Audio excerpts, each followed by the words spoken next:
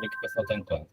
Então, bom dia para todo mundo. Hoje temos mais uma sessão de nosso projeto de extensão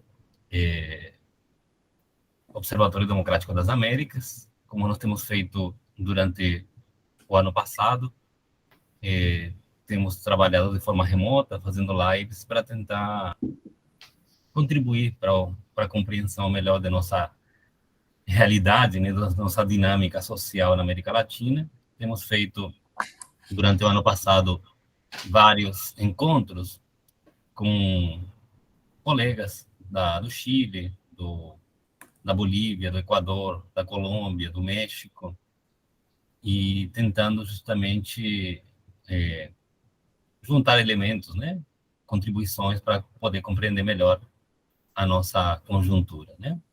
Não só conjuntura, né? Infelizmente, o que a carência maior que nós temos é de informação, né? Mais ainda de análises, né?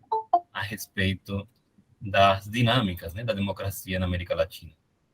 E hoje nós temos a sorte de poder contar com a contribuição do professor Gabriel Vitulo, né?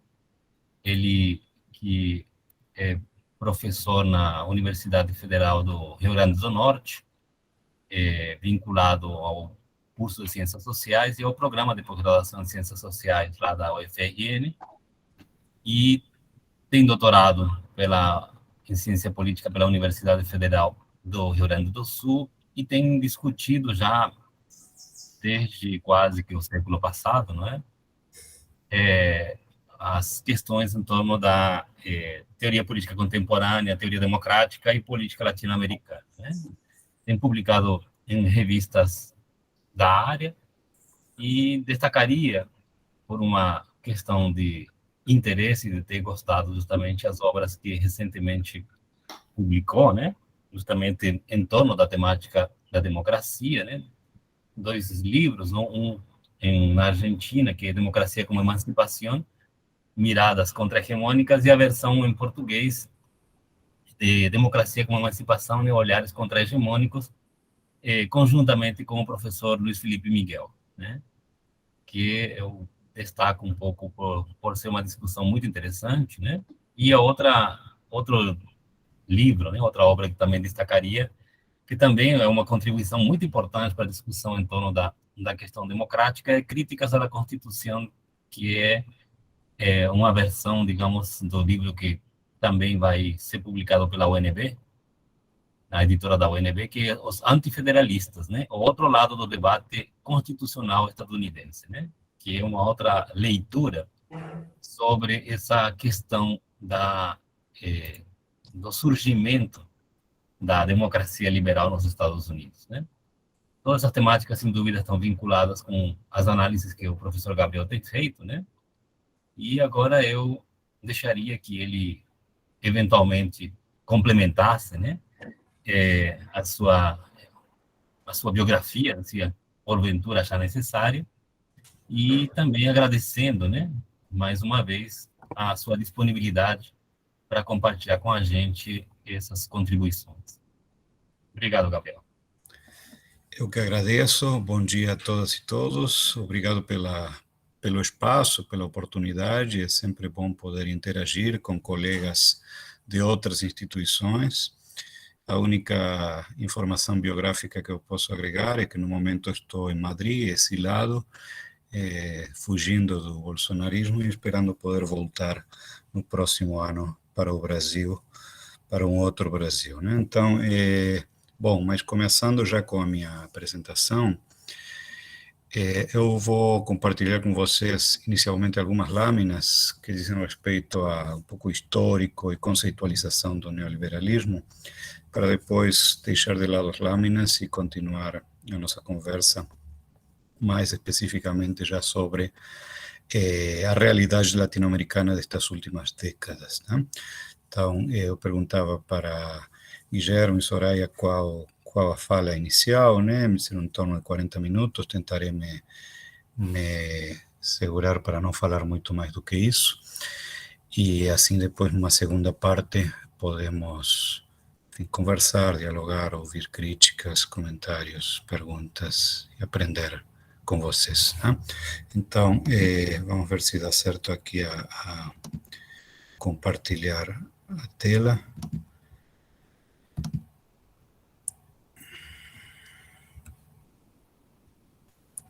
Só um pouquinho.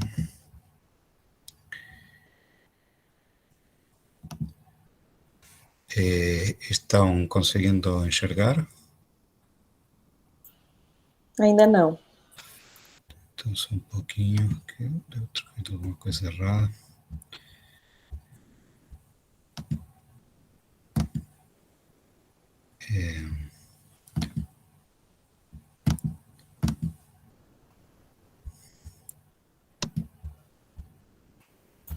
Isso, vai iniciar agora. Agora sim? Sim. Beleza. Vemos Então, a sua tela. a minha tela que está com as lâminas, não é isso? Ainda Não, não, está com o próprio Google Meet. Estranho. Só um pouquinho então de novo.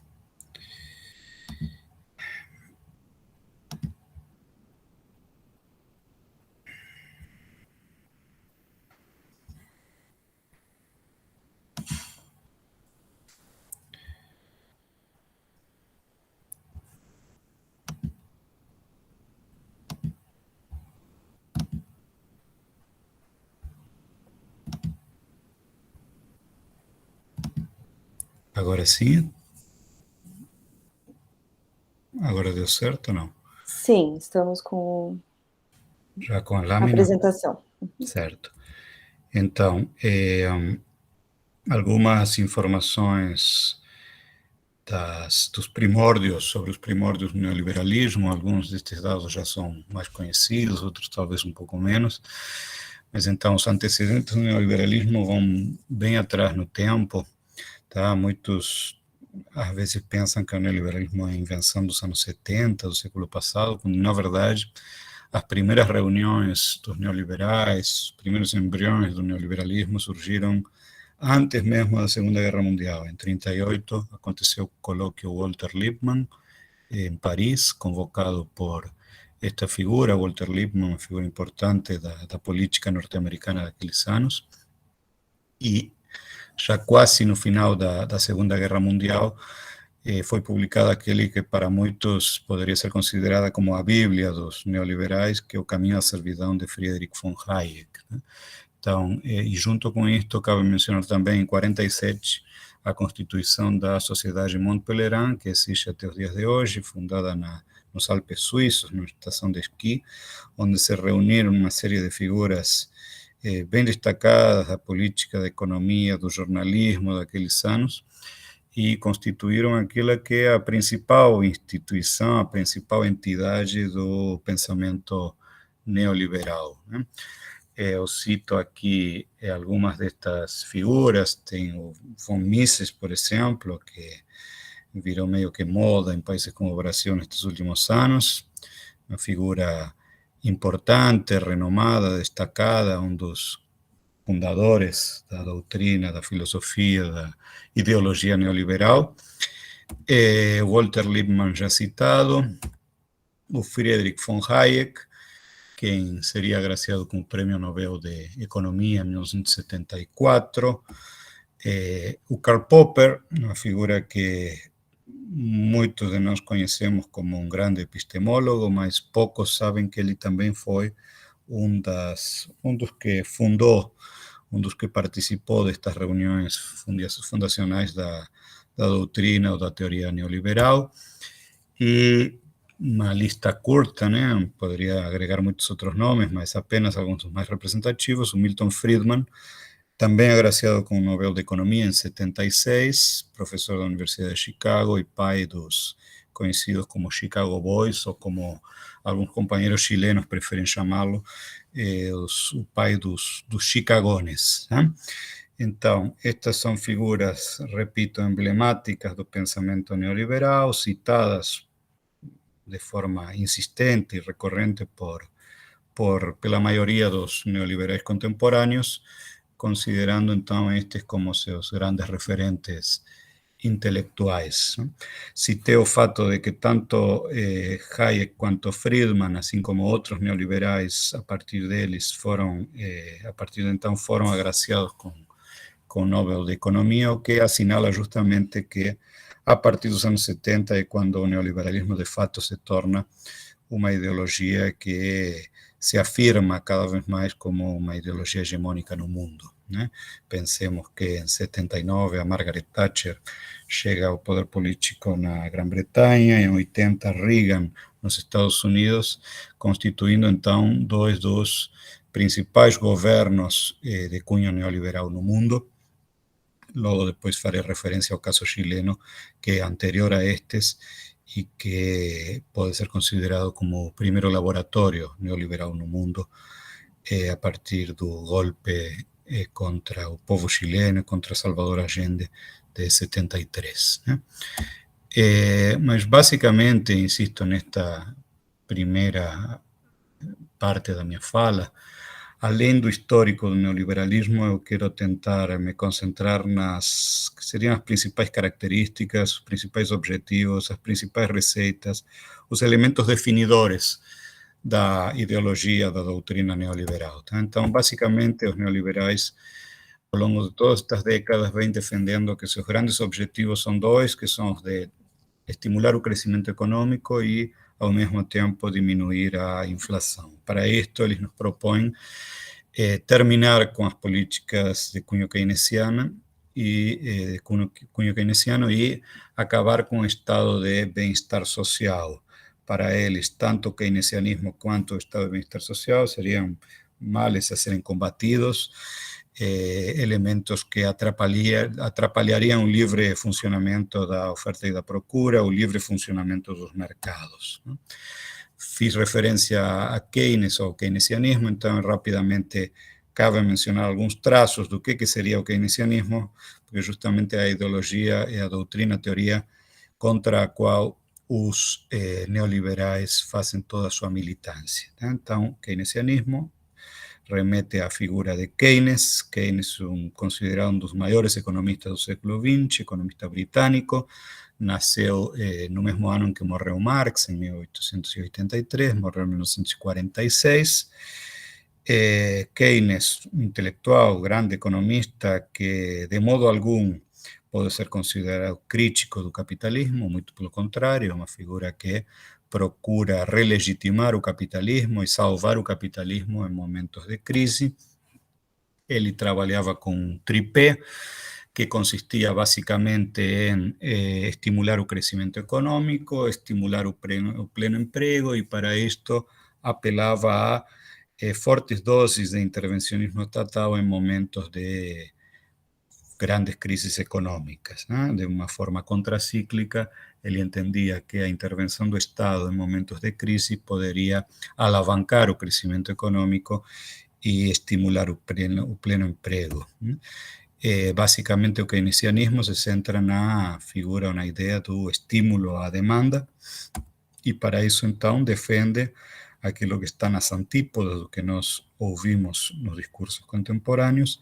Defende o maior gasto público, entendendo que o maior gasto público poderá reduzir o desemprego, que, como eu disse, é uma das metas a perseguir pelos keynesianos. O menor desemprego leva a uma elevação dos salários, na medida em que não há pessoas pressionando a baixa dos salários, procurando emprego, os salários tendem a subir. Menor desemprego, maiores salários levam a um aumento da massa salarial, que por sua vez induz a uma maior demanda, de maior consumo, principalmente das classes populares. Maior demanda redundaria em maior crescimento, que por sua vez redundaria numa maior arrecadação tributária, com a qual poder cobrir esse maior gasto público inicial. Então, aqui é um círculo virtuoso que parte do suposto de que o Estado pode trabalhar no vermelho por algum tempo. As contas públicas não precisam fechar direitinho ano a ano, sino que pode se fazer uma equação que leve a trabalhar com déficit durante algum tempo até a economia voltar a funcionar e com isto poder cobrir o rombo financeiro inicial. O que os neoliberais fazem? Eles rejeitam com veemência este modelo, consideram que este modelo é falho, consideram que este modelo não produz crescimento, contra toda a evidência histórica que mostra que, de fato, durante os anos em que vigorou este modelo, principalmente a partir dos anos 30 e mais ainda depois da Segunda Guerra Mundial e até os anos 70, naqueles que muitos historiadores consideram como os anos dourados, os anos gloriosos do capitalismo mundial, esses 25, 30 anos que vão de 45 até início dos anos 70, o modelo hegemônico no mundo capitalista foi, de fato, o modelo keynesiano e que, graças em parte a ele, se conquistaram altíssimos índices de crescimento econômico com fortes processos de incorporação social e elevação na qualidade de vida das grandes maiorias populares. Tá? Então, os neoliberais dizem que não, que este modelo produz baixo crescimento econômico, alta ineficiência e alta inflação. Então, diante disto, eles propõem um outro modelo, que é aquele modelo que vem sendo construído desde finais dos anos 30, início dos anos 40, naqueles primeiros encontros dos neoliberais, mas que, de fato, ganharão audiência a partir dos anos 70, com a grande crise capitalista dos anos 70, a crise do próprio modelo keynesiano, e aí, então, os neoliberais se apresentam como aqueles que trazem uma alternativa, e a alternativa é aquela centrada no estímulo à oferta. Agora, a questão não é mais colocar dinheiro no bolso dos trabalhadores, mas sim colocar dinheiro no bolso dos empresários, com a ideia de que estes estímulos ao empresariado levarão a um maior crescimento econômico sem produzir altos índices de inflação. Então, na lógica inversa daquilo que propunham os keynesianos, aqui que nós vemos, os neoliberais defendem menos sindicatos, os neoliberais mais extremos gostariam, inclusive, de extinguir os sindicatos, que os sindicatos deixassem de existir, e não é por acaso que os diferentes governos neoliberais da América Latina destas últimas décadas têm insistido muito na fragilização do poder das entidades sindicais, vistas como entrave ao livre funcionamento da oferta e da procura. O mesmo vale para a legislação trabalhista, daí então que vemos tantos projetos defendidos e em muitos casos aprovados na América Latina de flexibilização das normas trabalhistas, entendendo que, assim como os sindicatos, também seriam um obstáculo ao livre funcionamento dos mercados. Alguns neoliberais, inclusive, propõem diretamente a eliminação do direito trabalhista e o retorno ao direito civil na hora de regular as relações de trabalho. Né? Se nós, aqui um pequeno parêntese, nos anos final da segunda década do século XX, 1919 concretamente, temos dois processos ou dois fatos emblemáticos na constituição do direito trabalhista, que foram a constituição da OIT e a Constituição da República de Weimar, que junto com a Constituição da República Mexicana, da Constituição de Querétaro, são momentos emblemáticos na constituição de uma nova rama na área do direito, que foi a área do direito trabalhista, que pressupôs uma conquista importante das classes trabalhadoras, na medida em que haveria então esta nova área de especialização dentro do direito que viria a regular as relações de trabalho. Bom, o que os neoliberais propõem é voltar ao século XIX, no que tange a esta questão, e muitos deles realmente consideram que seria desejável a eliminação completa da legislação trabalhista. Eles também propõem, isto está amplamente difundido na mídia de forma cotidiana, a redução do gasto público e especialmente do gasto social, entendendo que o gasto social seria um estímulo à preguiça, um estímulo à vagância, um estímulo ao não esforço individual, etc. Né? E que seria, portanto, um desperdício de dinheiro público. com menos sindicatos, menos legislação trabalhista, menos gasto social, eles entendem que inicialmente haveria um aumento do desemprego, que eles não veem com maus olhos, eles dizem que o desemprego deve ser fruto do livre jogo da oferta e da procura, e que, portanto, há momentos em que, de fato, haverá mais desempregados, momentos que haverá menos, que faz parte das leis naturais do mercado. Maior desemprego redundará em menores salários, né? A fragilização dos próprios sindicatos, a fragilização da legislação trabalhista também levará à redução dos salários. Qualquer coincidência com o Brasil contemporâneo não é mero fruto do acaso. Menor gasto social possibilitará, segundo a lógica neoliberal, uma redução da carga tributária. Depois podemos, se houver interesse, conversar um pouco sobre a questão tributária na América Latina. Não quero agora me meter muito nisto, mas basicamente podemos dizer que há toda uma retórica oriunda das matrizes das usinas de pensamento neoliberal, que insistem na ideia de que na América Latina, nos nossos países, a carga tributária é muito elevada e que deve ser reduzida, o que é uma flagrante mentira se compararmos a carga tributária dos países latino-americanos com a carga tributária dos países com maiores índices de desenvolvimento humano, por exemplo, os países europeus, principalmente os países do norte da Europa, né? Então, provavelmente, dito de forma telegráfica, o grande problema em termos tributários da América Latina não é a excessiva carga tributária, ao contrário, até poderia ser maior do que é, mas sim a matriz tributária, que é uma das matrizes tributárias mais injustas, mais desiguais do planeta e que contribui muito para fazer dos nossos países também dos países mais desiguais do planeta Terra, né? Mas, então, menos impostos, menos salários, na lógica, neste modelinho defendido pelos neoliberais, levaria a maiores lucros para as empresas, para as corporações empresariais. Maiores lucros possibilitariam, dizem eles, maiores investimentos, o que, por sua vez, produziria maiores índices de crescimento econômico.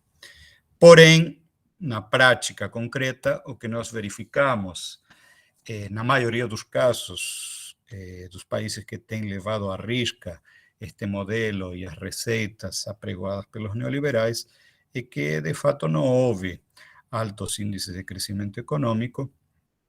Países que têm atingido altos índices de crescimento econômico, em geral, estão entre aqueles que não adotaram o modelo neoliberal, tá? Então, a pergunta é: por que este alto crescimento econômico não se verificou? Por que este modelo apregoado pelos neoliberais baixou a inflação, mas não conseguiu estes altos índices de crescimento econômico prometidos? E aí, basicamente, porque esse reinvestimento dos maiores lucros empresariais, de fato, não foi direcionado para a esfera produtiva, tá? Por quê? Porque aqui o que nós temos é os lucros exorbitantes obtidos pelas grandes corporações, especialmente ao longo destas últimas décadas, têm sido redirecionados para o mercado financeiro, para a especulação financeira, para o grande cassino global, dentre outros motivos, porque os próprios neoliberais, com as suas receitas, facilitaram a migração desse dinheiro do setor produtivo para a esfera da especulação financeira. Então, de fato, este receituário, este modelo neoliberal se mostrou falho naquele que era um dos seus dois grandes objetivos, que era estimular o crescimento econômico. Claro que se mostrou muito bem sucedido na expansão dos lucros das grandes empresas, que são, de fato, grandes bancos, especialmente, grandes fundos de investimento, que são, de fato, aqueles que financiaram, ao longo de todos estes anos, a propaganda neoliberal, né? Falei em receitas de forma muito telegráfica também. Nós temos aqui várias delas, muito conhecidas e muito sofridas por todos nós ao longo de todos estes tempos. Temos ali a malfadada receita da privatização, uma ideia dos neoliberais é privatizar tudo que puder ser privatizado. Tem alguns que chegam até falar na privatização do serviço de justiça, na privatização da segurança e na privatização de tudo aquilo que diz respeito a serviços públicos essenciais, água, luz, telefone, empresas produtivas, etc. Depois temos a questão da descentralização, que em tese poderia ser considerada uma coisa positiva, só que sob a ótica dos neoliberais, a descentralização é sinônimo de desresponsabilização, em jogar para as unidades subnacionais, seja estados, seja municípios, seja províncias, no caso dos países hispano-americanos, jogar as responsabilidades sem a contrapartida financeira, portanto, saúde, educação, etc., são delegadas às instâncias infranacionais, sem os recursos necessários para que estados e municípios possam dar conta da prestação decente destes serviços públicos. A terceirização aparece também como uma receita mágica que nós sofremos em todas as nossas universidades, onde muitos dos trabalhadores essenciais para o funcionamento das universidades se tornam uma categoria que poderia ser assemelhada dos metecos na antiga Grécia, são categorias que não têm direito ao voto, não têm direito a participar do processo de tomada de decisões nas nossas universidades, né? Estou me referindo basicamente aos trabalhadores terceirizados, tanto da segurança quanto especialmente da limpeza, né? Depois, temos aqui a questão da desregulamentação dos mercados, todos os mercados, mercados de bens, mercados de serviços, mercados financeiros, e com algumas ressalvas a questão dos mercados de trabalho, que aí vemos que para os neoliberais, a depender do contexto, a depender do caso específico de cada país, eles podem colocar barreiras poderosas para o livre trânsito dos trabalhadores, estimulando assim a constituição de mercados informais ou mercados de trabalhadores mal chamados ilegais, que possibilitam uma redução da massa salarial e uma mudança para baixo dos salários em geral dos países com alto número de imigrantes indocumentados.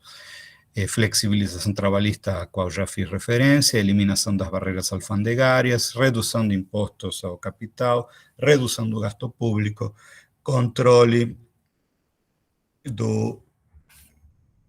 Deu uma travada aqui.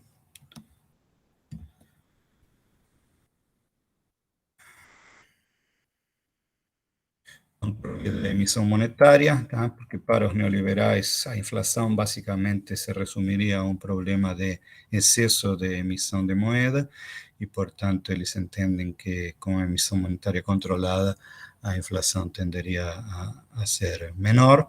Tem aqui a questão do controle da inflação como um dos, agora já saindo das receitas, indo para os triunfos e já para o final desta primeira parte da minha apresentação, os triunfos dos neoliberais, né, coisa que de fato eles têm conseguido na maioria dos países que aplicaram estas receitas, foi que de fato conseguiram reduzir os índices de inflação a um custo social gigantesco, mas de fato os índices de inflação nos países que seguiram estas receitas tenderam a ser menores, redução dos salários, o que para os neoliberais é visto como um triunfo também, precarização do mundo do trabalho, fragilização dos sindicatos, barbarização da vida social e maiores índices de desigualdade. Basta tomar índices como o índice de Gini, por exemplo, que são índices utilizados internacionalmente para comparar a desigualdade entre os diferentes países e internamente, né, a desigualdade que opera em cada país, e veremos que, de fato, os índices de desigualdade em muitos países têm aumentado e muito, e em grande parte fruto da aplicação deste receituário capitalista neoliberal. Outros triunfos ainda dos neoliberais dizem respeito à expansão dos lucros, especialmente para os grandes conglomerados econômicos, um processo de concentração empresarial e de constituição ou expansão de gigantescas corporações, punhado de corporações que controla áreas estratégicas da economia quase que no mundo inteiro. Processos de estrangeirização das nossas economias, principalmente das economias periféricas como as latino-americanas, economias que passam a estar cada vez mais controladas por grupos empresariais externos. Financiarização das nossas economias, torna-se mais rentável jogar dinheiro no grande cassino financeiro global do que aplicar esse dinheiro no setor produtivo. Processos de reprimarização, e aqui casos como o da soja ou dos minérios são emblemáticos, exemplos como o do Brasil, Argentina, por citar dois dos países que acompanho de forma mais sistemática. Nós vemos como na balança comercial, ano a ano, o peso dos commodities, dos bens primários exportados é cada vez maior, o que expressa este processo de reprimarização das nossas economias, tornando os nossos países cada vez mais fornecedores de matérias-primas com pouquíssimo valor agregado. Cabe ainda também assinalar um elemento, um triunfo dos neoliberais, que sofremos em muitos países da América Latina, que é o claro enfraquecimento da capacidade de intervenção do Estado na esfera econômica e social. Os Estados ficam desaparelhados, ficam desassistidos, ficam muito mais fracos na hora de poder implementar políticas públicas que venham a resolver os graves problemas sociais e que venham a ajudar ao desenvolvimento econômico, né?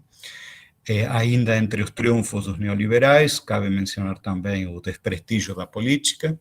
A política é mal vista, política como palavrão, política como sinônimo de ladroeira, de corrupção, de práticas sujas, etc. E aí, então, o predomínio daquilo que alguns chamamos do discurso honestista, tá? A ideia de que tem que limpar a política, e então todo um discurso despolitizador que centra o debate político em apenas quem rouba mais, quem rouba menos, esvaziando o debate político de todo e qualquer elemento mais substantivo que diga respeito a projetos de futuro, a projeto de país, a forma de entender a sociedade, etc. E isto está intimamente associado ao esvaziamento das instituições democráticas, junto com o predomínio de um discurso claramente tecnocrático, a ideia de que as soluções vêm da mão dos técnicos e não sejam postos Ipirangas, ou sejam outras figuras como o atual ministro de Economia brasileiro, mas a ideia é, então, que os problemas são técnicos, os problemas não seriam políticos e que, portanto, nada melhor do que chamar técnicos que se encarreguem de lidar com eles.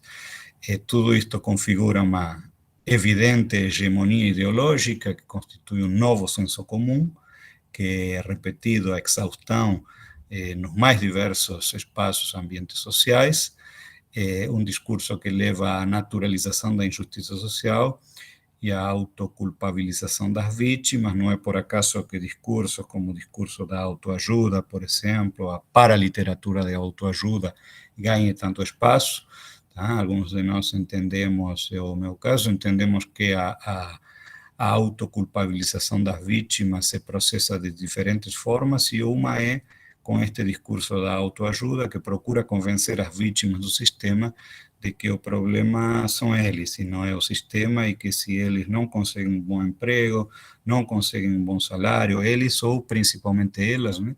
Se não conseguem um bom emprego, um bom salário, etc., se deve a que não estão suficientemente qualificados, e aí então também aquele discurso tão nefasto, que é o discurso da empregabilidade, que transfere às vítimas do sistema os encargos pela sua formação, pela sua capacitação, pela sua qualificação, e aí então aquela coisa, né, também muito forte, principalmente com a pandemia, ganha nova energia, que é a questão de fazer de forma online cursos e mais cursos para se qualificar e, desta forma, tentar encontrar uma realidade laboral um pouco menos precária, né?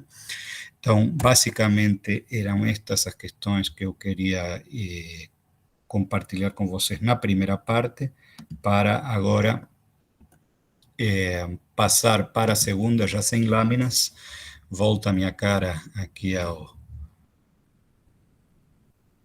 nosso quadrinho de imagens, mas antes então de passar para a segunda parte, se alguém tiver alguma dúvida assim muito grande ou algum questionamento que queira fazer antes de entrar já para a América Latina das últimas décadas, estou aqui à disposição. E se preferirem deixar as questões todas para depois de terminada a minha exposição, por mim, sem problema. Bom, diante do silêncio, entendo que posso seguir. Vamos avançar isso. Então, vamos lá. Se eu não contabilizei mal, devo ter consumido algo de em torno de 25 minutos, é isso? Tá? Me restariam 15, então vamos ver se consigo. Marcos levantou a mão. Então, Gabriel, só um diálogo, né, talvez inicial, que assim, Sim. me parece que está bem clara a exposição, e muitos de nós conhecemos um pouco toda essa dinâmica, Sim. Mas eu acho que talvez seja interessante agregar a essa reflexão um elemento que me surgiu há pouco tempo, que não só dessa perspectiva neoliberal, do ponto de vista econômico, etc., como você falou, mas também de uma reposição de um padrão eurocêntrico de desenvolvimento. Eu acho Sim. que era interessante, talvez, a gente pegar um foco, uma parte da discussão, por essa ideia de que o neoliberalismo ele é basicamente anglo-saxão, ou muito próximo disso, Sim. E, no fundo, é a tentativa de universalização de um modelo de sociedade que é eurocêntrico. E acho que, para nós, da América Latina, agregar esse elemento de discussão e de crítica ao eurocentrismo, como também uma forma de criticar o neoliberalismo, é um elemento que pode ajudar a gente também a encontrar alternativas. Com certeza, né? Eu concordo contigo e, de fato, isso está agora, aparecerá na segunda parte, onde eu pretendo falar da periferia e do que acontece na periferia com estas receitas, né? Então, de forma esquemática, né, eu proponho aqui uma periodização da América Latina das últimas 5 décadas, tá? O último meio século da América Latina vai ser necessariamente simplificador, tá? Porque a ideia é tentar encontrar alguns traços comuns em cada uma destas 5 décadas que nos permita ver em que momentos o neoliberalismo chega ao nosso continente e para, por fim, poder tecer alguns comentários de em que situação estamos hoje na América Latina. Então, se pensarmos numa periodização bem esquemática que alcança a maioria dos países, mas, claro, alguns podem fugir um pouco destas linhas temporais, né? Mas temos anos 70 em boa parte da América Latina, à exceção de Cuba, Costa Rica e Venezuela, tá? E Colômbia em parte, ditaduras militares. Anos 80, período de redemocratização na América Latina. Anos 90, auge do neoliberalismo no nosso continente. Anos 2000, tentativas de superar o neoliberalismo. Anos 2010 até 2020, retomada do neoliberalismo por diferentes vias que eu tentarei explorar daqui a pouco. E a nossa atual década, terceira década, né, 2020, 2021 em diante, uma disputa entre projetos neoliberais e tentativa de uma retomada de projetos de cunho progressista. Por enquanto, eu quero utilizar esta expressão um pouco mais vaga, depois podemos tentar afiar um pouquinho mais, com mais precisão, esta questão, né? Mas então, esta seria a proposta de periodização. Temos aqui 6 décadas, a sexta, na verdade, se iniciando agora. Então, anos 70, anos 80, ditaduras em quase todo o continente latino-americano, repressão feroz, né? Centenas de milhares de desaparecidos no continente. O recordista no continente, um país que costuma ser pouco mencionado, mas é a Guatemala, onde entre 78 e 83 desapareceram, entre mortos e desaparecidos, temos ali um balanço nefasto de entre 150 mil e 200 mil pessoas mortas. Os casos mais conhecidos da Argentina ou Chile, Argentina 30.000 desaparecidos. Enfim, eu não quero aqui fazer a contabilidade da morte, apenas citar alguns casos emblemáticos, tá? Mas os desaparecidos foram um fenômeno de boa parte do continente latino-americano, fruto desta feroz repressão destas ditaduras militares, ou alguns também chamamos de ditaduras civil, eclesiásticas, empresariais, militares. Há todo um debate que eu creio que não cabe neste momento, mas sobre a caracterização destas ditaduras e os prós e contras de chamá-las algo além de simplesmente militares. Na Argentina está meio que consagrada já a expressão civil-militar ou cívico-militar, tá? Não cívico no sentido de civismo, e sim no sentido de civil. No Brasil há uma certa discussão em termos teóricos sobre esta conceitualização, mas basicamente o que eu queria expressar aqui é anos 70, ferozes ditaduras em boa parte do continente, e nesse contexto que em dois países, concretamente Chile e Argentina, se desenvolvem os primeiros laboratórios, as primeiras experiências de cunho neoliberal, no caso do Chile de uma forma muito mais explícita, muito mais acabada, com o golpe de 73 no Chile.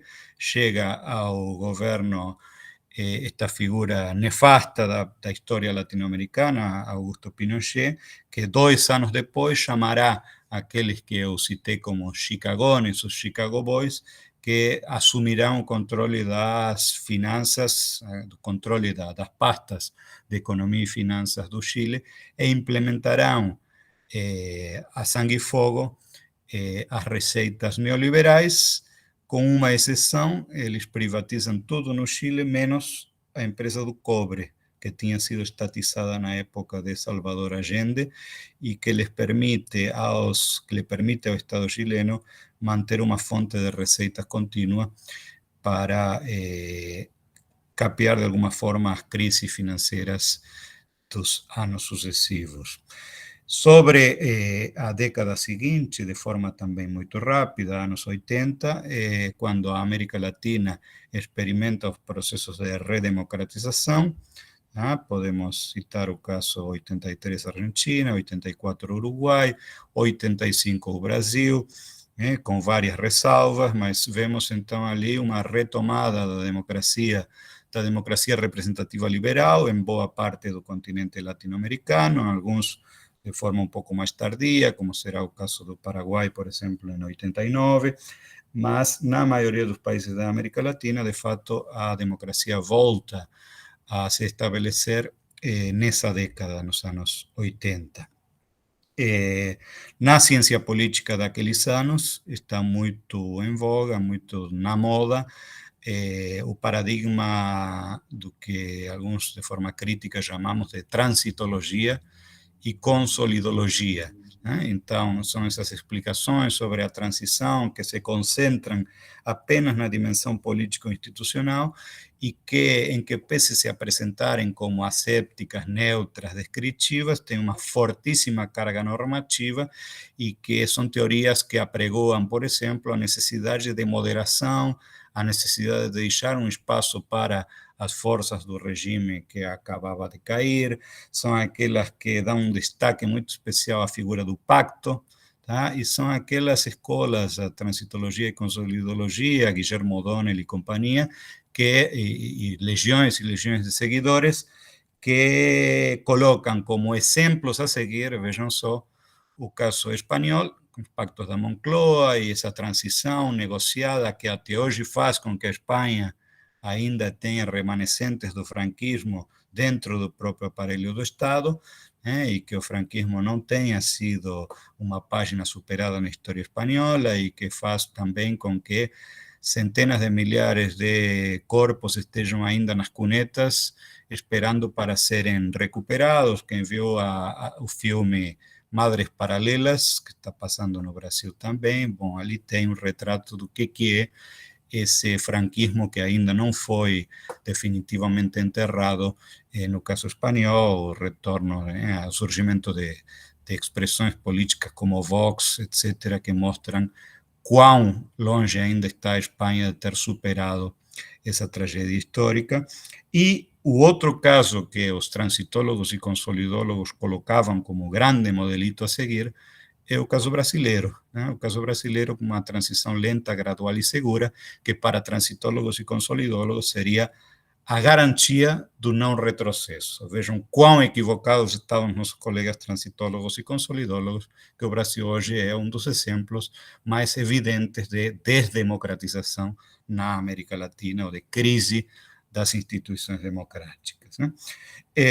Anos 90 são os anos centrais aqui para a minha exposição, no sentido de que são os anos em que o neoliberalismo se torna o modelo, a ideologia, a doutrina, a teoria, a filosofia hegemônica em praticamente toda a América Latina, à exceção de Cuba. Tá? Se não considerarmos Cuba, o restante da América Latina, de fato, se torna neoliberal. Temos ali em 88 Carlos Salinas de Gortari, que chega à presidência do Partido Revolucionário Institucional, um partido que tinha uma tradição de forte apelo popular, de forte intervencionismo econômico, de forte arraigo popular. Esse mesmo partido, assim como acontecerá no ano seguinte com Menem na Argentina, do Partido Peronista, são os abanderados do neoliberalismo nesses países. En 90 a chegada de Collor de Mello à presidência do Brasil, né? Ganhou em 89, tomou posse em 1º de janeiro de 90 no Brasil.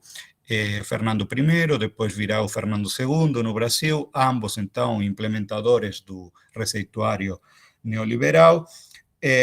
Fujimori em 90 também, como talvez os casos mais emblemáticos, né? Poderíamos citar outros, mas vou me restringir a estes, como os casos em que se vai mais longe na aplicação do receituário neoliberal. Podemos mencionar ainda o Sánchez de Lozada na Bolívia, uma figura que historicamente tinha estado vinculada à Revolução Boliviana de 52, uma revolução muito importante na América Latina e da qual nós latino-americanos sabemos muito pouco, né? De modo geral, se fala muito pouco da Revolução Boliviana, se conhece muito mais da Revolução Cubana, por óbvios motivos, mas outra grande revolução, além da Revolução Mexicana e da Revolução cubana na América Latina, é esta que se dá em 52 na Bolívia. Bom, nesta revolução, uma figura importante na política, eu falei Sánchez de Lozada, me enganei, Paz Extensoro, estava querendo fazer referência a Paz Extensoro, Víctor Paz Extensoro, que foi uma figura importante na Revolução Boliviana de 52, ele voltou à presidência da Bolívia várias vezes, e na sua última gestão presidencial, nos anos 80, ele foi um dos iniciadores do neoliberalismo na Bolívia. E aí sim, depois o Sánchez de Lozada, outra figura que nos anos 90 teria um papel tristemente célebre como um dos caras que vai mais longe na aplicação destas receitas, provocando uma reação popular gigantesca que felizmente conseguiu colocar uma pausa, pelo menos, se não um fim definitivo aos pacotes neoliberais naquele caso, tá? Mas eu diria que os casos mais extremos de neoliberalismo na América Latina provavelmente tenham sido, casos que foram mais longe na aplicação destas receitas, tenham sido a Bolívia e a Argentina. No caso da Argentina, só uma questão que pode soar anecdótica, mas que eu creio que ilustra muito bem até onde os neoliberais estavam dispostos a chegar.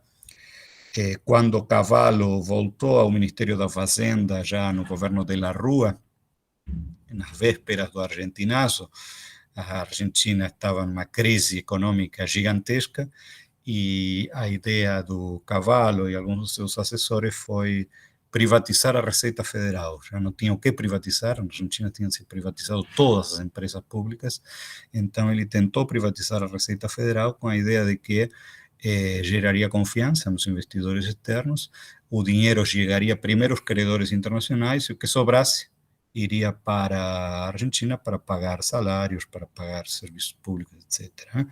Então, felizmente, isto não conseguiu ser implementado, mas não estava muito longe de acontecer. Talvez um dos exemplos mais emblemáticos do que significou o neoliberalismo na Argentina naqueles anos. Tá?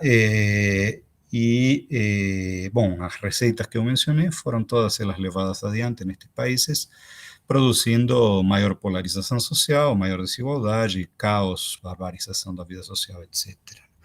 O que nós vemos na década seguinte, anos 2000, ano 2000, 2010, basicamente nesses 10 anos, o que vemos é uma tentativa de superar o neoliberalismo.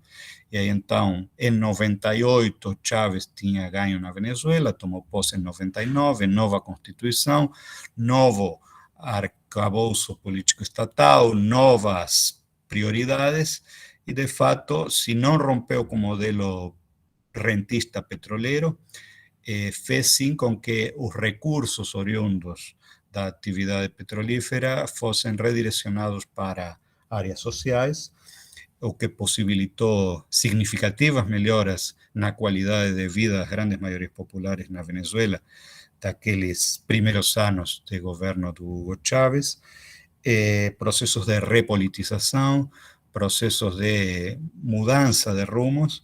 E então vemos 98 Chávez, vemos em 2002 o triunfo do PT no Brasil, em 2003, 2 anos depois do argentinaço e da queda de sucessivos presidentes na Argentina, a chegada de um presidente, de uma figura pouco conhecida e pouco esperada como Néstor Kirchner, que surpreendeu positivamente a muitos, no sentido de que houve mudança em várias áreas, em várias questões, inclusive também nos rumos da economia, que se não houve uma ruptura completa com o modelo neoliberal, pelo menos houve incorporação de alguns elementos de caráter keynesiano, como de fato aconteceu também sob os governos do PT no Brasil, né?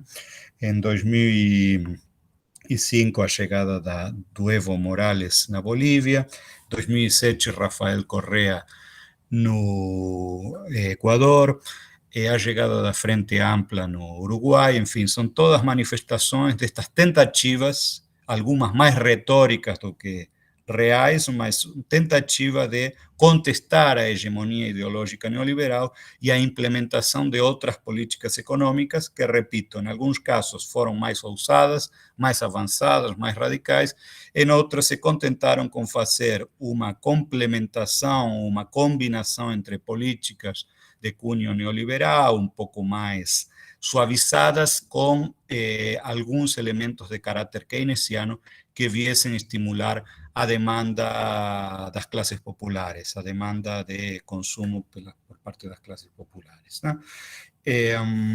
Essa tentativa de superar o modelo neoliberal, em alguns casos foi mais bem sucedida, em outros menos, tanto é que a partir da segunda década do século XX, estamos já nos aproximando ao nosso presente, 2010, 2020, o que nós vemos é a retomada do neoliberalismo em vários países latino-americanos por diferentes vias, tá? Em alguns casos pela via eleitoral, com eleições que podem ser contestadas, no sentido de que a mídia hegemônica permanentemente acosando, hostigando e confundindo a população, e aí então vemos o triunfo do Macri na Argentina, em 2015, que não teria sido possível sem uma máquina poderosíssima, mediática, a serviço da destruição do projeto chamado lá na Argentina de Nacional e Popular, do kirchnerismo, pela via do golpe. Nós vemos ali os casos de Honduras em 2009, naquilo que seria um golpe de tipo clássico, com a intervenção das Forças Armadas de forma direta, mas com alguns elementos novedosos, né, de caráter jurídico-político, intervenção do parlamento, intervenção do judiciário. Os casos do neogolpismo latino-americano, e aí os casos mais emblemáticos, um caso do Paraguai, 2012, com um processo de impeachment que se desenvolveu em apenas 48 horas, sem dar direito à defesa, ao presidente Lugo, etc. Ou o caso do Brasil, que foi um pouco mais sofisticado, ou seja, menos escancarado, talvez, no sentido, se comparado com o caso paraguaio, que também é evidentemente um caso de neogolpismo, de neogolpe latino-americano, um golpe jurídico, político, mediático, empresarial, que a mídia hegemônica reluta a chamar de golpe, mas que já está mais do que provado, e que aqui um pequeno parêntese, me referindo de novo à nossa disciplina, a ciência política, que a própria disciplina reluta em chamar de golpe, né?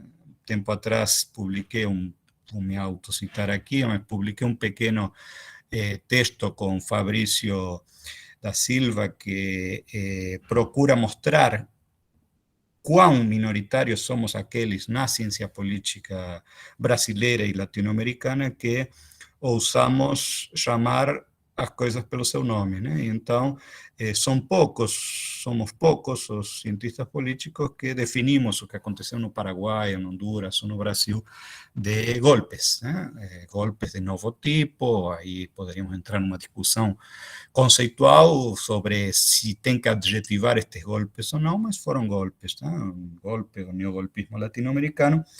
Ou, né, mencionei a via eleitoral, mencionei a via do golpe, e a terceira via pela qual os neoliberais recuperaram espaço e retomaram vários governos na América Latina é a via da cooptação ou da traição, como o caso do Equador com Lenin Moreno, uma personagem que surge com o apoio do presidente Rafael Correa, com a ideia de ser um continuador dos governos de Correa.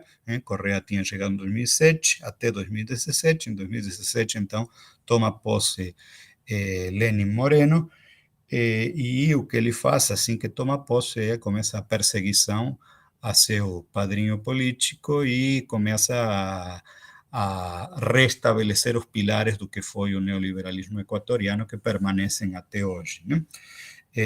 Tanto na via eleitoral, tanto pela via eleitoral quanto pela via do golpe ou pela via da cooptação, o que nós vemos é a utilização do lawfare, né? O lawfare como uma guerra jurídica, como uma peça central destes processos de destruição das conquistas alcançadas pelos governos populares e de reinstauração das figuras e dos projetos, das receitas neoliberais. É neste contexto, então, que se aprofunda a crise da democracia, é neste contexto que sofremos os processos de desdemocratização que se estendem até os dias de hoje em vários países, incluindo especialmente o caso do Brasil, onde este processo de desdemocratização e de império do neoliberalismo se combina com elementos de caráter neofascista. Então, aqui vemos a combinação de algo que não é exclusiva do Brasil, e aqui também poderíamos, se houver interesse, depois no momento das perguntas, conversar um pouquinho mais sobre a caracterização do que estamos sofrendo hoje no Brasil, tá? Mas há elementos que eu definiria como neofascistas, que combinam elementos do fascismo clássico, mas a partir da periferia, e, portanto, são uma combinação, estranha combinação de um discurso, uma retórica nacionalista, com um projeto claramente entreguista, subordinado aos interesses do imperialismo, dos grandes centros de poder mundial, tá? Ou seja, uma entrega completa da economia do país a forças externas, mascarada com um discurso pseudo-nacionalista, patrioterista, etc., e com forte redução e ataques a direitos sociais básicos das mais diversas esferas, dos mais diversos âmbitos. E é isso, então, que nós sofremos, não apenas no Brasil, há vários outros casos no mundo, de experiências que combinam neoliberalismo com elementos de caráter neofascista. E aí, então, chegamos, para ir terminando, ao nosso presente, década dos anos 20 em diante, 20, 21, 22, o que nós vemos é uma disputa por projetos alternativos, com uma tentativa de retomada das forças progressistas no continente, em alguns países, isto já aconteceu, mas com muita menos força do que na onda progressista da primeira década do século. Tanto é que vemos como o governo de Alberto Fernández e Cristina Kirchner, a Argentina, está enfrentando uma crise severa, fortes disputas internas, tá? Com Alberto Fernández mais à direita, entendendo que não há jeito e que tem que abraçar algumas das políticas neoliberais para poder se entender com o Fundo Monetário Internacional e com as grandes corporações. A Cristina Kirchner tentando recuperar alguns elementos do que fora a sua política econômica, tanto do Néstor quanto dela própria. Em casos como o do Peru, os mais tristes e trágicos talvez, Pedro Castillo completamente sem rumo, uma figura que se elegeu com um discurso de esquerda, mas um discurso de esquerda muito fechado, no sentido de nenhuma abertura para novas demandas, novas pautas, um discurso homofóbico, um discurso machista, um discurso com pouco espaço para outras bandeiras, além daquelas mais tradicionais da esquerda, mas que hoje nem essas, nem aquelas, nem qualquer outra, governo que está toda semana sob a ameaça de cair com impeachment acelerado, que é permitido pela Constituição peruana, que possibilita uma espécie de voto de censura, como se fosse um regime parlamentarista. E o caso do Chile, o Boric, que mal tomou posse, já começou a fazer, desculpem a expressão, mas cagada tras cagada, e traindo seus compromissos de campanha, ele em um mês de governo já viu cair em 30 pontos a sua popularidade, independente aí da opinião que a gente tenha sobre este tipo de pesquisas, mas de fato há um sentimento popular bastante decepção. Tudo bem, acaba de começar, mas não começou muito bem. Tá? Um governo que está sobreatuando a sua política ortodoxa em termos econômicos. Basta ver as figuras que ocupam os lugares centrais do gabinete do Boric em matéria econômica, em matéria de política externa. Alguém que foi braço direito do Almagro no golpe de Estado na Bolívia, hoje está aí ocupando a pasta das relações exteriores no governo chileno, e o que se preanuncia para países como a Colômbia, com Petro, que vem moderando cada vez mais seu discurso, que, ao que tudo indica, ganharia as eleições, mas cada vez abrindo mais mão de certas, né? Enfim, podemos discutir um pouco esta questão também. E o caso do Brasil, onde já a composição da chapa, da que esperemos seja a chapa triunfadora na eleição de outubro, se houver eleição, que eu espero que haja também, é uma composição bastante estranha, por dizer o mínimo, tá? Mas também podemos deixá-lo para o debate, uma composição que já expressa um rebaixamento das bandeiras, das demandas, dos anseios, né? No sentido de tentar compor inclusive com figuras que participaram do golpe de 2016, com forças políticas que foram corresponsáveis pelos grandes retrocessos que vem experimentando o Brasil ao longo dos últimos anos. Tá? Eu vou parar por aqui, porque eu já ultrapassei o tempo e eu creio que no debate a gente pode, se não se transforma isto num cansativo monólogo, no debate a gente pode explorar mais algumas questões que dizem respeito, por exemplo, lanço aqui, o tema da democracia, sobre o qual falei, mas talvez possamos falar um pouco mais sobre que democracia é essa que nós temos hoje, a que democracia poderíamos e deveríamos aspirar, se devemos nos contentar apenas com a democracia liberal representativa, que hoje nem os liberais quase defendem mais, ou se as forças progressistas e de esquerda deveríamos aspirar a outra democracia muito mais substantiva. É um pouco o tema, aqui para encerrar mesmo, que abordamos com Luiz Felipe Miguel, um dos temas que tratamos, talvez dos textos, dos ensaios que compõem esta obra, que, como disse Guillermo, foi lançada em espanhol e português. O texto, na minha opinião, é completamente subjetivo. Mais interessante é o texto que reproduz de forma bastante parecida ao título do livro, Democracia e Emancipação Social, onde Luiz Felipe Miguel e eu, no texto escrito a quatro mãos, procuramos discutir a relação que estabelece a esquerda com a democracia hoje e, enfim, o que se abre para o futuro. É isso. Obrigado. Muito obrigado, Gabriel.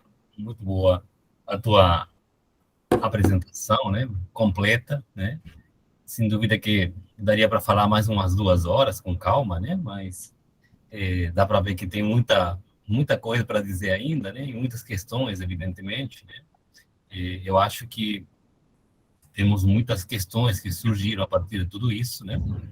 E o que geralmente mais causa inquietação de uma forma geral, né, é um pouco a nossa conjuntura atual, né, os percursos, né, as perspectivas, né, mas evidentemente que isso somente pode ser construído a partir de conhecer o percurso, né, a história, e para poder compreender, digamos, a contemporaneidade. Então, nesse sentido, a tua apresentação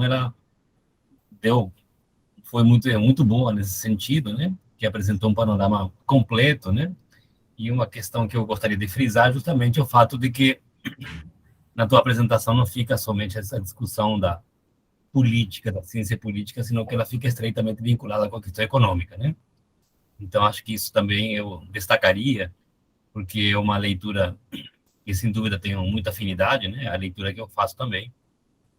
Eu acho que é indispensável justamente fazer esse debate, né? Então, acho que, nesse sentido, eu considero que foi muito boa, né? Muito interessante, e, sem dúvida, que teremos muitas questões para serem levantadas, né? Eu não vou fazer questões primeiro, porque seria muito ruim, né? Eu me aproveitar da oportunidade de estar falando. Vou deixar as pessoas que estão compartilhando conosco para poderem começar, né? Mas, sem dúvida, que as perguntas são muito interessantes a partir de tua exposição. Alguém quer começar a falar? Levanta a mão, isso. A Soraya já levantou a mão. E vamos lá. Obrigada, professor Gabriel. Foi excelente te escutar. Vou baixar a mão aqui. E, bom, muito diretamente gostaria de ouvir mais, assim, como que nos teus estudos tu tem analisado esse que eu acho que é um dos grandes problemas, né, para o entendimento para quem está fora da academia, né, de conectar esses retrocessos, né, neofascismo que você citaste, a insuficiência, talvez, dos processos de redemocratização que tu colocou ali como uma ideia geral de que transições pouco críticas, que ser ameno naquele momento era importante, né? A gente lembra até de como a gente aprende isso na nossa escolarização básica, né? Eu entrei numa graduação em História, fiz toda a minha pós-graduação, e ainda, em alguns momentos, até nas minhas falas, que trabalho com temática indígena, onde isso aparece bastante, esse contexto é bem importante para a nossa área, de uma compreensão de que naquele momento era necessário, né? Eu acho que tu fazes um alerta de quanto isso era uma das alternativas que a gente tinha, na verdade, né? Ela era só uma alternativa de que ela foi muito imposta da perspectiva de quem tinha interesses econômicos muito claros, né? Com relação a o que isso acarretaria. Então, gostaria, se possível, de te ouvir mais um pouco sobre essa ideia do contexto da década de 80 mesmo, da transição para a democracia, que se mostrou bastante incompleta, né? Fico querendo mais. Obrigada.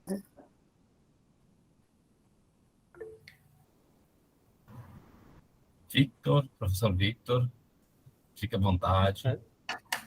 Obrigado. Eu também parabenizo ao Gabriel, né, pela excelente exposição. Eu vou tentar ser breve, porque eu tenho um defeito toda vez que eu vou fazer a pergunta, acabo virando um comentário. Mas eu não queria tocar diretamente nesse assunto que a Soraya colocou, embora seja muito importante para mim, porque eu estou ainda engatinhando, iniciando um projeto de pesquisa justamente sobre esse tema da transição, né, numa perspectiva comparada Brasil e Espanha. Mas eu queria pegar um ponto, Gabriel, da parte final da tua fala, né? Porque tua apresentação demonstra muito bem, né? Assim, como é que pode ser e deve ser perfeitamente dialogado uma pesquisa acadêmica séria, né, bem fundamentada, que seja, ao mesmo tempo, né, sem subterfúgio, uma exposição com um fundamento, uma motivação política, que é que nós temos todos, né? Principalmente estudando um tema desse. Agora, eu venho acompanhando, né, os debates sobre essa conjuntura. Você coloca muito bem, não só no Brasil, na Argentina, mas na América Latina, a gente tem esse desafio de entender como é que pessoas votam em candidatos né, que se colocam antissistema, mas que, né, trazem uma plataforma completamente pró-sistema, né? Paulo Guedes aí é o exemplo mais grotesco. E pessoas que adotam uma plataforma nacionalista, e como você falou, essa plataforma, né, no discurso é nacionalista, mas em termos de política econômica são completamente entreguistas, né? A gente está vendo no Brasil esse processo de reprimarização, como você falou. Agora, eu percebo, assim, aí entrando diretamente na questão que eu quero levantar, assim, um desafio que a gente tem, né? Porque a gente aponta, e é o nosso dever apontar essa contradição entre discurso e realidade, né? No sentido de como as pessoas são mal informadas. Você citou a questão da carga tributária, né? Que no Brasil e na América Latina são completamente regressivas, e, ao mesmo tempo, apontar como é que esse discurso, né, populista de direita, como é que ele tem muitos elementos mistificadores, enganadores. Mas, por outro lado, né, eu vejo um desafio muito grande a gente acabar não recaindo sem querer, né, na velha noção de falsa consciência, né? Isso me deixou muito claro alguns trabalhos que eu ando lendo, fora da minha área, né, porque eu sou historiador e leio muito, então eu sou muito interessado nos trabalhos, né, dos colegas da ciência política, mas eu venho lendo alguns trabalhos da antropologia. Então, vou citar dois exemplos, né, duas pesquisadoras, a Rosana Pinheiro Machado, né, que é brasileira, inclusive agora de fato está meio que exilada, né, na Inglaterra, porque ela não conseguiu uma localização institucional aqui no Brasil, ao mesmo tempo ela vem estudando bolsonarismo, virou alvo, e uma argentina que é a Verônica Gago, né, que tem um livrinho A Razão Neoliberal. Então elas mostram, por conta desse olhar específico da antropologia, né, que ao mesmo tempo que as pessoas, né, a Verônica Gago ela estudou a Feira La Salada em Buenos Aires, então há sim uma dimensão de exploração, de reprodução de estruturas hierárquicas, né, de exploração, há um sentido de distorção ideológica, mas ao mesmo tempo essas pessoas de fato elas têm a sua liberdade, né, e a sua livre iniciativa, porque se elas não tivessem essa livre iniciativa e essa verdade, elas não conseguiam se virar, né? Então tem um termo que ela usa, a Verônica Gago, que eu achei muito interessante, que é o quentapropismo, né, essa ideia de que as pessoas se viram por conta própria.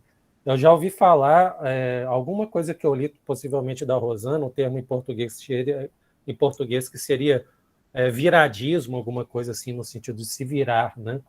Então, acho que o desafio é esse, é mostrar, né? Aí eu passo essa bola para você de novo, Gabriel, como que a gente atende esse desafio, né? De, ao mesmo tempo da gente mostrar que existe uma dimensão de distorção, de mistificação, de engano, ao mesmo tempo a gente não ficar, como não foi teu caso, né? Mas eu estou vendo o que eu observo nos debates nas redes, né?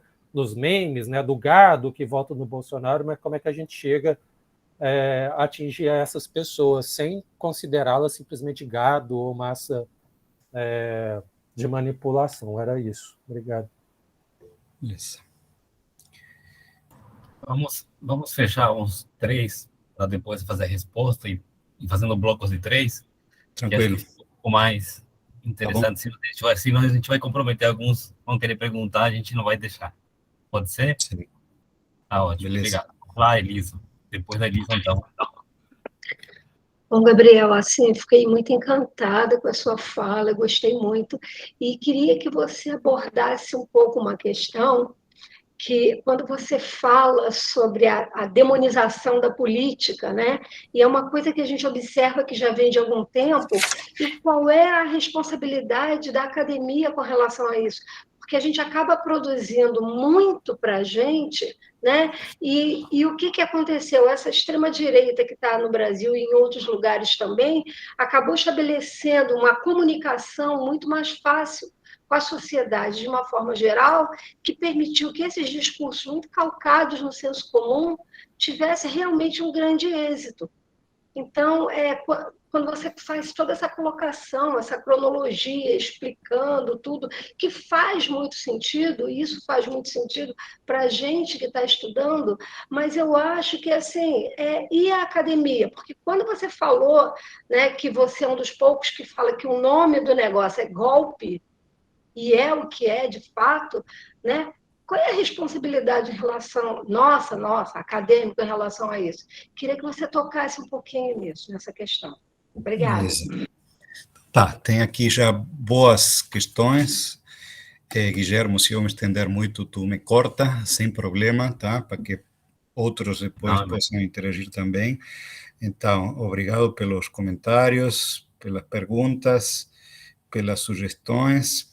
Soraya, a questão das transições incompletas, para mim, é fundamental para entender o nosso presente. Tá? Então, esses erros históricos cometidos lá atrás, que alguns justificavam, assinalavam que era o que dava para fazer, esse possibilismo que toma conta da política latino-americana tantas vezes, explica várias das dificuldades que nós enfrentamos hoje em dia, né? Então, no caso específico do Brasil, se o Brasil tivesse feito justiça, né, tivesse processado os genocidas e tivesse feito campanhas públicas de esclarecimento, tá, na ideia de memória, verdade e justiça, dificilmente um discurso como o de Bolsonaro no dia em que a Câmara aprovou a moção de impeachment contra a presidenta democrática legitimamente eleita Dilma Rousseff, dificilmente um discurso desses poderia ter acontecido, e se acontecido, dificilmente poderia ter ficado impune. Tá? Então, o Brasil é um dos países onde a população menos sabe sobre o que significou a ditadura. É verdade que a ferocidade da ditadura brasileira, em termos quantitativos, pelo menos, foi menor do que a do Chile, ou da Argentina, ou da Guatemala, por citar os 3 casos que eu mencionei anteriormente, mas, de fato, houve uma ditadura brutal no Brasil também, e é inconcebível que hoje em dia se possa publicamente reivindicar a ditadura e que fique por isso mesmo, e não por qualquer pessoa, pelo sujeito que hoje está ocupando a cadeira presidencial, tá? Que basicamente começou a sua carreira política nacional com grande destaque a partir desse discurso, né? E uma Câmara dos Deputados que deixou passar, seguindo na linha daquilo que já vinha da época da transição, né? Uma transição lenta, gradual e segura, que possibilitou, por exemplo, que não houvesse eleições diretas, eleições indiretas, onde quem acabou sendo eleito como vice e de forma inconstitucional acabou assumindo a presidência foi Sarney, que até o dia anterior era uma das figuras mais importantes do partido do regime militar, né? Então, estas coisas estranhas explicam, eu creio que, em parte importante, o tamanho da tragédia brasileira hoje, né? Quando se fala em modelitos, são modelos a seguir, como eu disse, na transitologia e na consolidologia, os modelos exaltados eram o espanhol e o brasileiro, em contraposição a modelos que não deviam ser tomados como modelos, a casos que não deviam ser seguidos, que eram casos como o português, por exemplo, que é muitíssimo mais interessante, muito mais rico, muito mais rupturista do que o modelo espanhol, tá? Então, um ano antes da queda da morte, aliás, do Franco aqui na Espanha e, portanto, da queda do franquismo, em Portugal aconteceu, e 3 dias atrás foi o aniversário, né, da Revolução dos Cravos, um processo muitíssimo mais digno de ser seguido e imitado, um processo que ficou inconcluso, né, porque depois do 25 de abril, no ano seguinte, tivemos o 25 de novembro, onde a experiência meio que se encerrou. E aqui um parêntese, recomendo vivamente uma entrevista que fez o Breno Altman no Opera Mundi, no dia 25, com Lincoln Seco, sobre a Revolução dos Cravos. É uma entrevista longa, com muito detalhe, mas principalmente para o pessoal de história, creio que vale a pena. Um dos grandes conhecedores da experiência portuguesa no Brasil, Lincoln Seco, que fez uma excelente exposição sobre o que foi aquela Revolução dos Cravos e por que nós deveríamos podemos mirar nela, olhar nela muito mais do que no caso espanhol ou do que no caso brasileiro na hora de encontrar bons exemplos de transição democrática, né? Aqui o Victor creio que já postou o link, o enlace da entrevista. Então, essas transições incompletas, mal sucedidas, tá? São elementos causais do que vem acontecer hoje. Não significa que julgar como aconteceu na Argentina, por exemplo, seja garantia de que algo parecido, uma reivindicação daqueles horrores não possa acontecer. Tá? Um nome que eu não mencionei ainda e eu quero aproveitar agora para citar, e com isto já conecto com a pergunta do Victor, é o Milei. Milei é um cara que se apresentou como candidato a deputado federal pela cidade de Buenos Aires nas últimas eleições, agora em outubro do ano passado, finais do ano passado, obteve 17% na cidade de Buenos Aires, que se supõe que é a região mais escolarizada, supostamente mais politizada, né? Eu tenho sérias críticas a esta ideia de politização, enfim, mas da forma que se entende e se define a politização por muitos na Argentina, mas concretamente o Milei é um cara que reivindica a ditadura, não é militar como Bolsonaro e não faz exatamente o mesmo tipo de reivindicação que faz o Bolsonaro, porque na Argentina não haveria espaço para isso, mas é um cara que, enfim, procura destruir boa parte das conquistas destas 4 décadas de democracia e com um discurso fortemente antissistema, cria do sistema neoliberal. Ele, na verdade, se apresenta como mais radical que os neoliberais,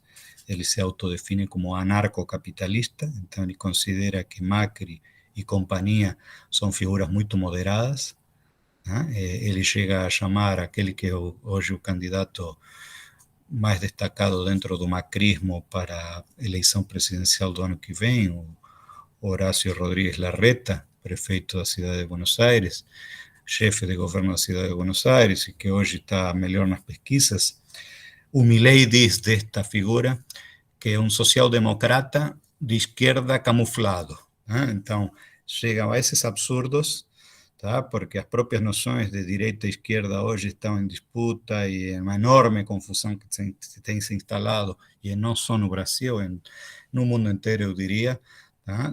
As grandes confusões que estabelecem, que levam a alguns até a acreditar que o nazifascismo era de esquerda, coisas do gênero assim, completamente doidas, tá? Mas então, este Milei, que é um candidato do sistema, mas que se apresenta como um candidato antissistema, propõe eliminar o Banco Central, propõe dolarizar a economia argentina, propõe fazer tudo aquilo que o Cavalo fez em parte e não terminou de fazer. Então, e de fato ele tem como um dos seus principais assessores o próprio Domingo Cavallo, né?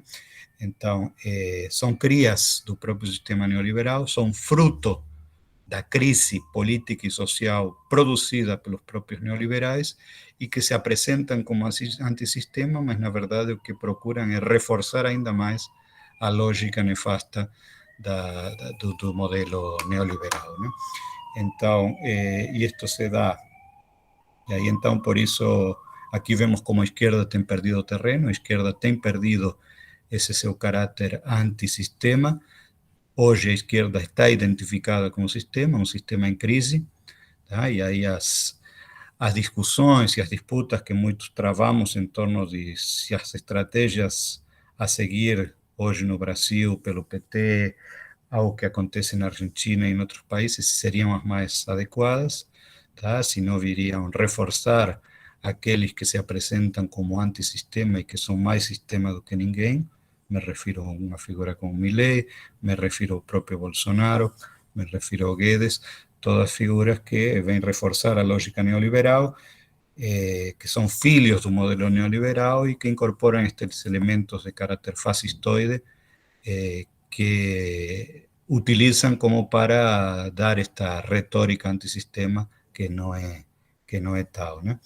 E tudo isto é fruto de muitos anos de uma democracia capenga, de uma democracia limitada, de uma democracia que, lembremos, Tem uma frase célebre do presidente Alfonsín, nos inicios da transição na Argentina, com a democracia se come, se educa e se pode viver em Argentina. Bom, a democracia não garantiu educação, não garantiu comida na mesa de todos os habitantes dos nossos países e, principalmente, a democracia não educou politicamente as grandes massas, tá? A exceção, talvez, dos casos da Bolívia, da Venezuela e de Cuba.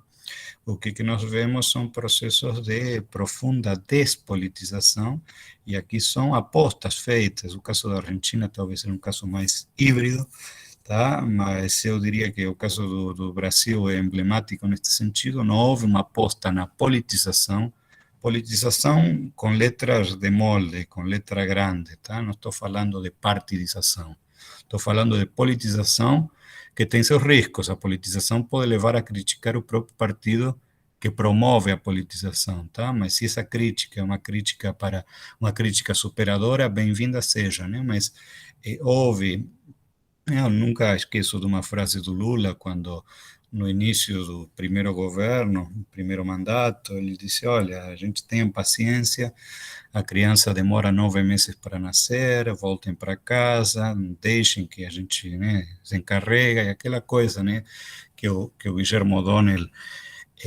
consagrou com a expressão democracia delegativa, que é uma expressão que me produz certo ruído, mas enfim, não vem ao caso esse debate. Mas essa ideia de delegar e esquecer e votar cada 2, 4 anos e depois de chamar a silêncio é algo que agora nós estamos enxergando as consequências, né? Aliás, na época da prisão do Lula, alguns companheiros do PT esperavam que as grandes massas populares sairiam às ruas para impedir a prisão do Lula, e estas grandes massas populares não saíram para a rua, porque eram muitos anos acumulados de desmobilização, de desorganização, ou até de cooptação das lideranças populares que foram levadas para o aparelho do governo, e os movimentos ficaram praticamente descabeçados. Não é fácil, né? É muito fácil dizer, né? Muito difícil fazê-lo, mas lembro também de uma frase do Evo Morales, quando tomou posse, que ele disse: olha, se eu fraquejar, vocês passem por cima, não saiam das ruas, passem por cima, escolham outra liderança, me pendurem na praça de governo e escolham outro, tá? Então, não saiam das ruas, em nenhum momento abandonem as ruas, porque sem as ruas eu não conseguirei fazer grandes mudanças. Isto, na minha opinião, explica um símbolo, né, de um processo sociopolítico muito mais profundo, mas que explica por que na Bolívia o golpe foi derrotado tão rapidamente, né? Houve um golpe em 2019, tirou o Evo, um golpe muito brutal, muito feroz, com o apoio do governo dos Estados Unidos, com o apoio do governo brasileiro. Instalaram ali uma presidenta fantoche, Janine Áñez, que tentou implementar o receituário neoliberal de novo na Bolívia. Um povo boliviano, um povo muito aguerrido, já com muito treino, de muita luta social de muitas décadas, e esse povo boliviano saiu às ruas, colocou um freio nas medidas, né, nas tentativas de acabar com todas as conquistas dos governos populares na Bolívia por parte desta presidenta ilegal e legítima, e rapidamente conseguiram novas eleições que foram ganhas pelo partido do próprio Evo Morales, com Luiz Arce na presidência, né? Então, são sinais, né? E eu creio que esta política comparada dos diferentes casos da América Latina deveria nos servir para ver quais os acertos e quais os erros, né? E eu creio que a Bolívia, em vários sentidos, é um exemplo a ser seguido de como a população nas ruas, uma população mais politizada, mais organizada, pode ser garante das conquistas e pode ser um freio aos retrocessos. Quando a população não está, tem uma palavra que alguns utilizam, empoderada, uma palavra que vem do inglês empowerment, e que vem das agências multilaterais de crédito, mas enfim, quando a população alcança maiores graus de politização, de consciência, de organização, os retrocessos são mais difíceis de acontecerem. A Cristina ia ser presa também, na mesma época que o Lula foi, mas a Cristina não foi presa porque gigantescas massas populares tomaram as ruas e impediram que essa prisão acontecesse. Tá? O medo dos juízes que iam levar adiante o processo foi tal que os caras tiveram que recuar. Tá?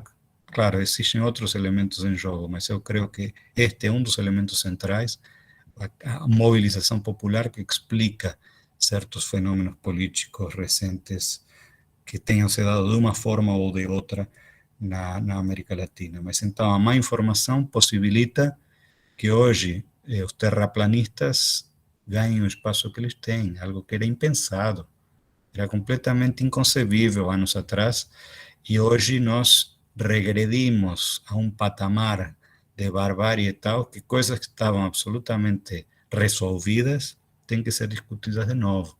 Dizer que o nazismo foi de esquerda, dizer que a Terra é plana, dizer, enfim, barbaridades deste teor e que voltam e que nos obrigam a um debate muito rebaixado, tá? Porque, e aqui aparece também a questão trazida pela Elisa, nos obrigam a um debate muito raso, muito superficial, porque há um embrutecimento geral, em termos políticos, sociais, uma população que está atacada por todos os lados.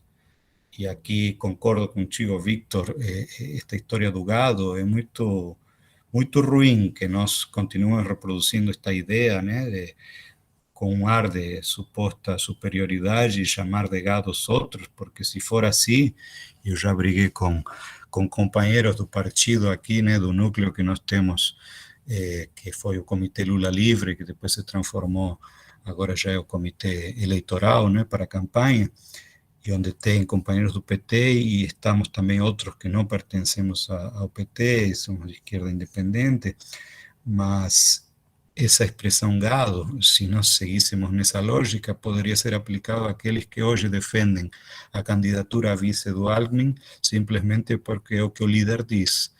Bom, se supõe que não é por aí, não é uma boa forma de argumentar, né? Então, mas realmente, eu reluto a utilizar a expressão populismo de direita, tá? A expressão populismo é uma expressão polissêmica que hoje tem sido muito utilizada, inclusive pelos neoliberais, para inventar uma ideia de que existe o populismo de direita, o populismo de esquerda e um tal do centro, tá? Que na verdade é a direita mais tradicional, que é a grande abanderada do ideário neoliberal, e que tenta equiparar o que seria um mal chamado populismo de direita com um mal chamado populismo de esquerda para se consagrar como eles os defensores do modelo democrático, liberal, completamente esvaziado, deturpado, domesticado, etc. Né?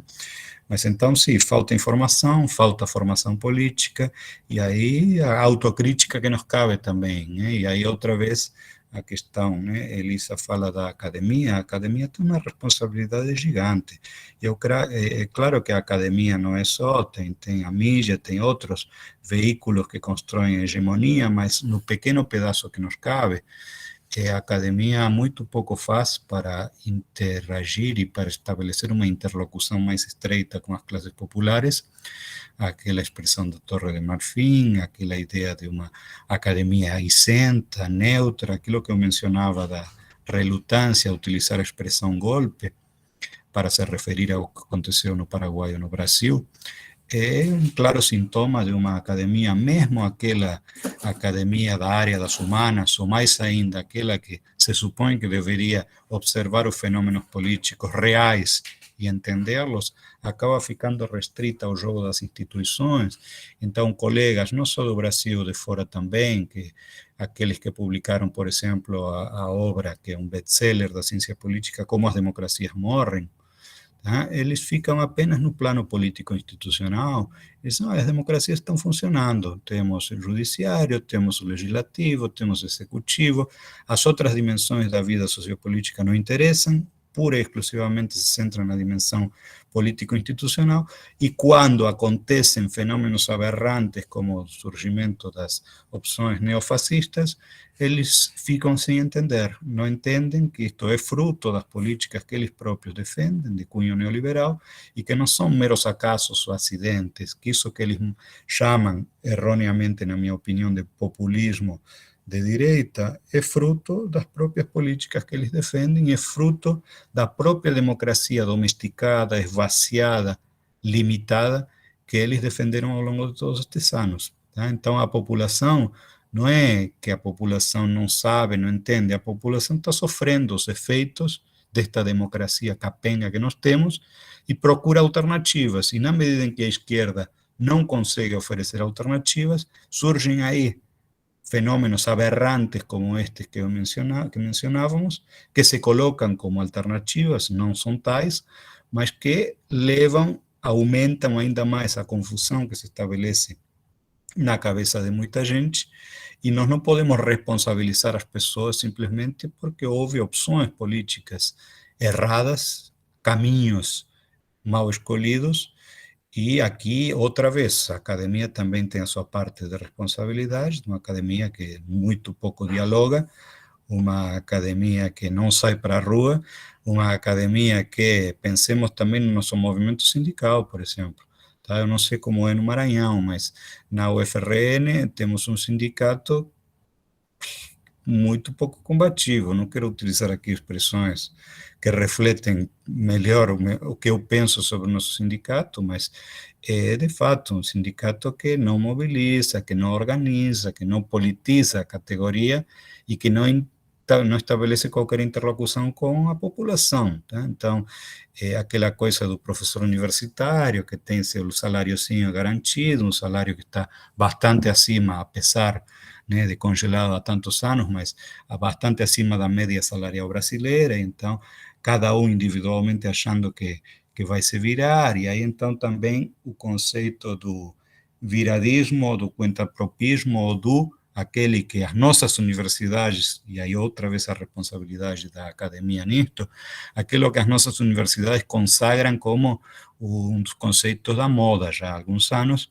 que é o do empreendedorismo, e dito assim com muito destaque, o empreendedorismo como a panaceia, como aquilo que irá nos salvar, né? Aquilo que podemos chamar melhor de uberização, de precarização brutal das relações de trabalho, e que leva outra vez a que cada um se vire, cada um por si. Gostei, Victor, dessa expressão que não tinha ouvido ainda, do viradismo, né? Cada um se vire, é o cuentapropismo, que é uma expressão antiga já na Argentina, e cada um por conta própria.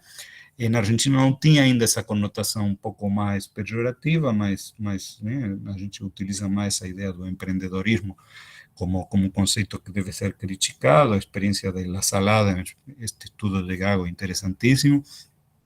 Podemos pensar em experiências similares na região del Alto, por exemplo, aquela região que rodeia a cidade de La Paz, em Bolívia, que também é uma economia popular, fortemente informal, com aquela ideia do empreendedor, mas com as particularidades da Bolívia, que mesmo esses empreendedores, na hora de votar, votam em defesa dos seus próprios interesses e não pelos seus algozes, né? Mas, enfim, a demonização da política é uma das grandes tragédias, é um dos maiores triunfos do neoliberalismo, como eu mencionava. Os neoliberais, na medida que consagram o discurso tecnocrático, o discurso empreendedorista, o discurso da empregabilidade, o discurso da autoajuda, o discurso da autoculpabilização das vítimas, eles se consagram um novo senso comum, e a política fica num canto como uma coisa que tem que ser extirpada. Vejam esta figura Milei que eu mencionava, nefasto personagem. Este cara, primeira coisa que ele fez assim que tomou posse foi sortear seu salário. Cada mês ele sorteia o salário, porque ele diz: isto é dinheiro sujo, este é um dinheiro que tem que voltar para a população, eu não quero fazer caridade, ele diz. Ele é tão radical que ele é até antimeritocrático, mas no pior sentido possível. Ele diz: a sociedade está formada por uma série de fatores aleatórios que estão de sorte, e eu quero então doar meu salário, mas doá-lo para quem cai em sorte pronto. Então, todo mês ele, por um trocado, faz uma propaganda gigantesca, porque toda a mídia hoje hegemônica dá espaço, faz ao vivo, né, em vários canais de televisão, o sorteio mês a mês do seu salário, dizendo a política é suja, eu quero eliminar todo o que for gasto político, porque por aí que o problema nosso, o dinheiro não alcança porque se gasta em política. Nós vemos a quantidade de correntes de e-mails, WhatsApp, etc., toda hora, até de pessoas supostamente progressistas que estão toda hora reproduzindo este discurso. Sabe quanto ganha um deputado? Sabe quanto ganha um senador? E é claro que a gente, no contexto do nosso país, tem que revisar esses salários. Mas esses discursos vêm com um intuito claramente da antipolítica, de demonização da política, o discurso de que política é sinônimo de corrupção, de que política não presta, e sem a política, a ferramenta básica das classes populares, as classes populares vão resistir como? Claro, temos que ressignificar a política, temos que reapropriarmos da política no sentido plebeu, no sentido popular, no sentido de base, tá? Mas o que nós vemos hoje é o fenômeno contrário. E aí há uma quota importante de responsabilidade dos partidos que exerceram os nossos governos ao longo dos governos progressistas, dos setores acadêmicos, da grande mídia, enfim. Mas creio que consegui responder alguma parte, pelo menos, das coisas que vocês trouxeram para o debate. Víctor, o tema da carga tributária é um tema tributário, um tema que me apaixona, e são poucos também os colegas dentro das humanas, fora do âmbito da economia, que trabalham com este tema da carga tributária, da matriz tributária. É um tema fundamental. E, infelizmente, esta batalha também estamos derrotados já há muitos anos. A população repete e repete que tem que pagar menos imposto, que tem que pagar menos imposto, quando, na verdade, acaba sendo completamente funcional aos interesses das grandes empresas, que são as que promovem estas campanhas. Lembremos do impostômetro, por exemplo, tá? Aqueles painéis, não sei se em São Luís chegou a existir, não sei também se em Natal existe ainda, mas começou em São Paulo e se espraiou por muitas capitais e cidades importantes do Brasil, aquele impostômetro contando quanto dinheiro, né, é gasto, sugado pelo aparelho estatal, sugador de recursos do sofrido povo brasileiro e tal. E, bom, são todas campanhas, né, que ajudam neste processo, e a população, de fato, acredita piamente que um dos problemas do Brasil é que se paga muito imposto, e não é.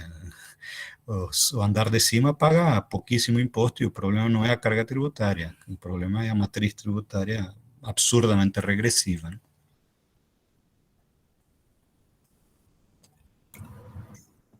Bom, obrigado, Gabriel. Muito bom.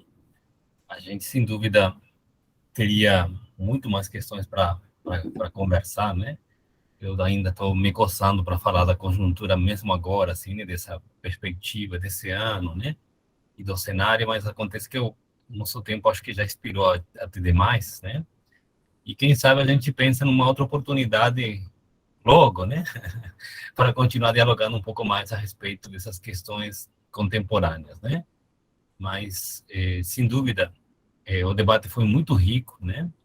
Os detalhes que você trouxe conseguem ou permitem com que a gente tenha uma visão um pouco mais abrangente, né? E também os detalhes, eles não ilustram somente, senão constatam, digamos, né? O grande cenário que a gente está discutindo, né? Então, eu acho que é muito importante a gente poder fazer essa leitura abrangente, né? Esse é o nosso objetivo do observatório, tentar construir um espaço que se permita fazer aquilo que a gente não consegue fazer a partir das mídias, né, corporativas, das mídias em geral, né, as dificuldades que nós temos até na própria academia, né, de fazer essas leituras mais abrangentes, né, e o objetivo do observatório justamente é esse, né, precisamente a contribuição que você está fazendo é o que nós queremos fazer, né, acho que é muito importante, né.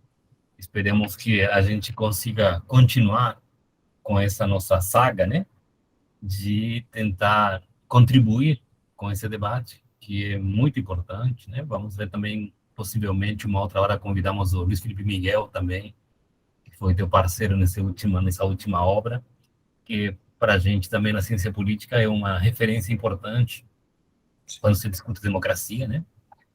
Então, também vamos pensar na possibilidade de convidá-lo em breve e continuar pensando em fortalecer esses espaços de debate, né, de compartilhamento, né, de nossas elaborações e que também permitem com que a gente consiga enriquecer nosso espaço de debate, né, porque, por incrível que pareça, nem na própria academia a gente tem esse debate de forma corriqueira, né, ao contrário, né, nossas leituras costumam ser muito focais, né, isso também traz um prejuízo significativo. Então, agradecemos demais a tua contribuição, a tua excelente apresentação e ficamos por aqui dessa vez. Se você gostaria de fazer alguma questão no eu fechamento? quero agradecer vivamente pelo espaço, pela interlocução, pelo diálogo com vocês. Só lamento que os estudantes não tenham se manifestado, tá? E que a coisa fique meio que entre colegas professores. Creo que todos os que se pronunciaram são colegas professores e é uma coisa que a gente tem que conseguir também, não sei muito bem como, mas induzir, convencer, né? Jamais obrigar, mas tentar, de alguma forma, que os estudantes participem mais. Talvez a técnica do sorteio possa, né, entre os que estão aqui participando, sortear e quem for sorteado se manifestar. Claro que isso pode trazer seus riscos se o pessoal começar a, quando chega o sorteio, debandar, fugir, né, para não cair mas, enfim, eu já usei alguma vez em sala de aula isso, deu certo, porque possibilitaria que pessoas que talvez são mais tímidas ou têm menos hábito de falar em público, mas o jeito de falar em público, aprender, eu era super tímido também, a melhor forma de aprender a falar em público é falando. As primeiras vezes pode gaguejar mais, menos, e aqui ainda neste formato, que é um formato ruim, né, um formato melhor sempre presencial, mas este formato alguma pequena vantagem tem, como por exemplo poder fazer a pergunta por escrito no chat, tá? Que é uma possibilidade para quem não gosta de falar em público, mas, enfim, eu creio que temos que, estamos falando do nosso papel na academia, temos que também tentar estabelecer relações mais horizontais com os nossos estudantes. E toda a primeira parte da minha fala, que foi talvez mais chata para quem já conhece a história do neoliberalismo, essa questão conceitual e tal, estava mais pensada justamente para os estudantes, que tantas vezes falamos neoliberalismo, mas às vezes não, nos falta alguma precisão conceitual sobre o que isso significa, tá? E aí que eu fiquei triste de não ter tido qualquer interação com os estudantes que estão aqui presentes, né? Mas, enfim, isso é parte né? Eu creio que para as próximas, tanto de vocês quanto minhas, temos que imaginar mecanismos de induzir essa participação mais horizontal, né? Se desafia a nossa Quero saudar aqui meu amigo Érico, do Rio Grande do Sul também, que bom. aqui nos prestigiando. Encontrei com ele semana passada lá em Porto Alegre, depois de anos de nos encontrarmos, e que bom, Érico, que tu estás aqui. Obrigado pela tua presença. Certo, gente. Muito obrigado. É isso, então. Obrigada também aos participantes. A gente, apesar de tímidos, a gente fica contente que tem alunos do interior aqui, de outros campos da nossa universidade, que é multicamp. Isso é bem importante para nós, né? Saber que ainda estatisticamente vocês podem ver que é muito pouco, mas não deixa de ser alcançar alunos de outras, né? Tentando descentralizar, o que também é um objetivo do nossa proposta. Queria agradecer especialmente os professores Vitor e Elisa por estarem aqui conosco. Professor Vitor, nós precisamos conversar para você oficializar sua participação no observatório. Né? Tem estado conosco sempre e a gente agradece demais isso. E obrigada a todos, gente. Professor Por favor, Gabriel... não quero ser mal interpretado quando eu disse que eu queria ouvir os alunos. Me adorei ouvir você, Soraya, Elisa, Victor. Eu digo que além de vocês, teria sido interessante ouvir alguns estudantes também, porque, enfim, são outras gerações, outros pontos de vista, outras formas, né? Mas parabenizo vocês pela iniciativa, eu desejo muito sucesso nesta caminhada, né, que, enfim, consigam travar bons debates, e eu fico à disposição por qualquer coisa, e quando eu voltar para o Brasil, espero também poder conhecê-lo pessoalmente. Com certeza. Vamos contar com essa oferta. Vamos contar com isso, com certeza. Muito obrigado, então, a todos. Tenham um bom dia e até uma próxima Obrigado, oportunidade. Gabriel. Valeu, pessoal. Abraço. Guilherme, Elisa. Valeu. Tchau. Muito obrigado. Tchau.